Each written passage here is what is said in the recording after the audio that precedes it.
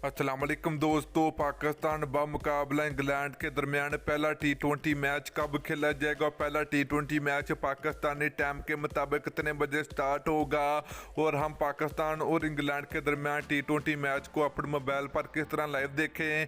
तो आज के इस वीडियो के अंदर आप लोगों को कन्फर्म डेट और टाइम आप लोगों को बताएंगे पाकिस्तान मुकाबला इंग्लैंड के दरमियान पहले T20 मैच का।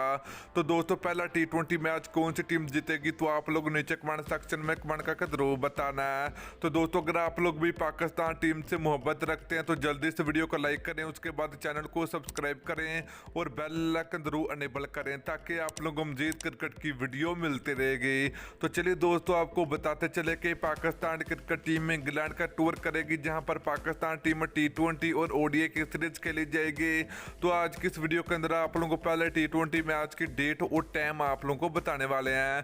तो चलिए दोस्तों, पहले बात करते हैं डेट की। तो पाकिस्तान मुकाबला इंग्लैंड के दरमियान पहला T20 मैच 16 जुलाई को खेला जाएगा, दूसरा T20 मैच 18 जुलाई को खेला जाएगा।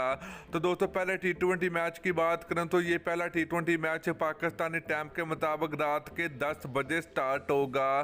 तो दोस्तों, ये मैच पीटीवी स्पोर्ट पर आप लोगों को बराह रास्त नहीं दिखाया जाएगा, तो ये मैच आप 10 स्पोर्ट पर देख सकते हैं लाइव अपने मोबाइल पे भी।